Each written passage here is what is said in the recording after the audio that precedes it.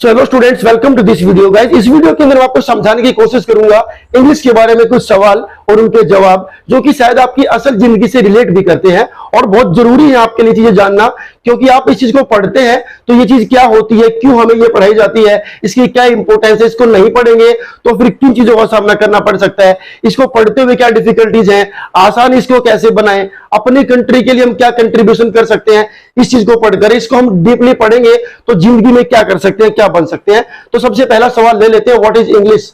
तो चूंकि इंग्लिश के बारे में आपको बता रहा हूं तो सबसे पहला सवाल हमारा बनता है कि इंग्लिश क्या होती है and why we need to study this, और इसको पढ़ने की जरूरत क्या है। देखिए, इंग्लिश एक लैंग्वेज है, लेकिन इंग्लिश को हम एक सब्जेक्ट के तौर पर भी पढ़ाया जाता है स्कूल्स के अंदर, कॉलेजेस के अंदर। तो जब सब्जेक्ट की बात करते हैं तो इसकी तीन तीन स्ट्रीम्स निकल करके आती हैं।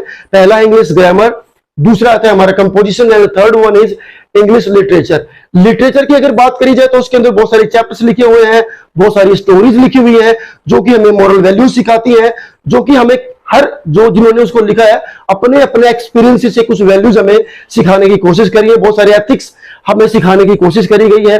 वो सब चीजें हम उस लिटरेचर के थ्रू सीखते हैं। उसके बाद बात करते हैं, जहां तक बात है ग्रामर की, तो सब चीजों को ढंग से जानना, पढ़ना, समझना वो इंग्लिश ग्रामर के बिना जो है वो पॉसिबल नहीं है। तो इंग्लिश ग्रामर हमें किसी भी चीज को रूल्स के हिसाब से सीखने में हेल्प करती है। उसके बाद अगर मैं बात करूं कंपोजिशन सेक्शन की गाइस, तो कंपोजिशन सेक्शन हमें सिखाता है कि कैसे कोई चीज लिखी जाती है। अगर आपको एप्लीकेशन लिखनी है, उसको लिखने का सही तरीका क्या है, अगर कोई लेटर लिखना है उसको सही तरीका उसका लिखने का क्या है, अगर आपको कोई नोटिस ड्राफ्ट करना है उसको लिखने का सही तरीका क्या है। तो राइटिंग जो सेक्शन होता है उसको कंपोजिशन सेक्शन कहा जाता है, वो चीजें कंपोजिशन के अंदर आती है। उसके बाद हमें ये क्यों पढ़ाई जाती है, इसकी जरूरत क्या है। देखिए, इसकी जरूरत केवल इसलिए नहीं है कि ठीक है एक सब्जेक्ट है आपने पढ़ा, दैट्स इट, नहीं। असल जिंदगी में अगर बात करें, daily day to day life में अगर बात करें तो बहुत सारी चीजें आप इंग्लिश में आजकल देखते होंगे, पढ़ते होंगे। तो अगर आपको इंग्लिश नहीं आती होगी तो जाहिर सी बात है उन चीजों के साथ आप डील नहीं कर पाएंगे। And the most important thing is, English एक ग्लोबल लैंग्वेज है।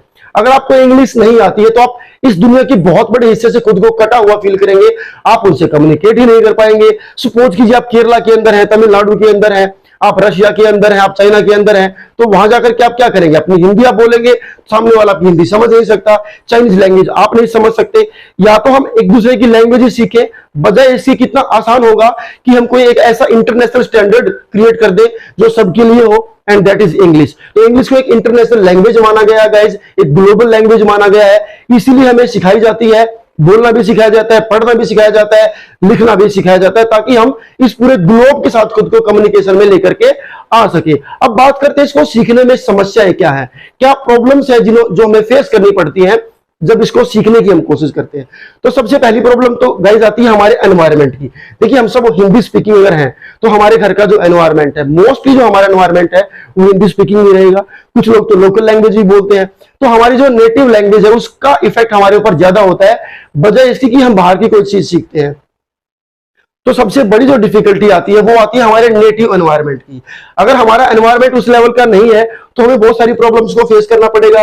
हमारी जो बोलने का जो तरीका है वो ठीक नहीं होगा, हमारा एक्सेंट खराब हो जाएगा, हमारा जो रूटीन लाइफ है उसके अंदर हम उसको शामिल नहीं कर पाएंगे, तो फिर हमारी प्रैक्टिस नहीं हो पाएगी, समय आने पर उन चीजों को हम भूल सकते हैं। तो बहुत सारी दिक्कतों का सामना करना पड़ सकता है अगर हमारा एनवायरनमेंट एक नेटिव लैंग्वेज एनवायरनमेंट है, मतलब जो भी आपकी डोमेस्टिक लैंग्वेज है, अगर आप उस एनवायरनमेंट में रह रहे हैं तो बहुत डिफिकल्टी फेस करनी पड़ती है। यही वजह है कि जो रूरल बैकग्राउंड के बच्चे, जो विलेजेस से बिलोंग करते हैं, उन बच्चों के लिए थोड़ा डिफिकल्ट ज्यादा होता है इंग्लिश को बोलना समझना पढ़ना, क्योंकि वो लोग जब स्कूल से घर जाते हैं तो शायद उनको उस तरह का एनवायरनमेंट नहीं मिल पाता।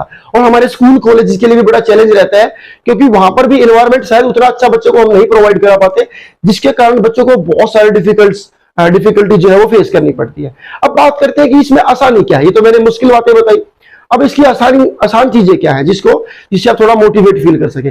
इसकी सबसे आसान चीज तो यही है गाइज कि बाकी किसी भी लैंग्वेज के कंपैरिजन में इंग्लिश लैंग्वेज के अंदर सबसे कम रूल्स और रेगुलेशंस होते हैं, सबसे कम नॉर्म्स आपको फॉलो करने पड़ते हैं इंग्लिश बोलते हुए, समझते हुए, पढ़ते हुए। ठीक है, सबसे कम ग्रामर होती है इंग्लिश की बाकी किसी भी अदर लैंग्वेज के हिसाब से। दूसरा क्या है, जिन लोगों को ग्रामेटिकल रूल्स नहीं भी आते हैं, जिन लोगों ने लिटरेचर को उतना अच्छे से नहीं भी स्टडी कर रखा है, लेकिन अगर केवल वो प्रैक्टिस करते हैं, केवल वो ध्यान से चीजों को सुनते हैं, समझने का प्रयास करते हैं सामने वाला क्या कहता है, तो भी आप आसानी से इंग्लिश बोल पाते हो। आपने अपने सराउंडिंग में बहुत लोगों को देखा होगा जिन लोगों को शायद उतनी डीप नॉलेज नहीं होती है इंग्लिश सब्जेक्ट की, लेकिन still they are able to speak English fluently. Just because कि वो ध्यान से सुनते हैं, समझने की कोशिश करते हैं और उस चीज को अपनी प्रैक्टिस में लेकर के आते हैं। तो अगर आप थोड़ी सी प्रैक्टिस कर लेते हैं तो आपके लिए इंग्लिश को जानना समझना बहुत और बोलना बहुत ईजी हो जाएगा। तो उसके बाद बात करते हैं कि इंग्लिश को पढ़ लिख करके अपनी कंट्री को हम क्या कंट्रीब्यूट कर सकते हैं, देश की तरक्की में हमारा क्या रोल हो सकता है। देखिए, देश की तरक्की में ये कोई साइंस सब्जेक्ट तो है नहीं कि डायरेक्टली हम कोई चीज इन्वेंट करेंगे और देश की डेवलपमेंट में या प्रोग्रेस में हम डायरेक्ट कोई पार्टिसिपेशन करेंगे, नहीं।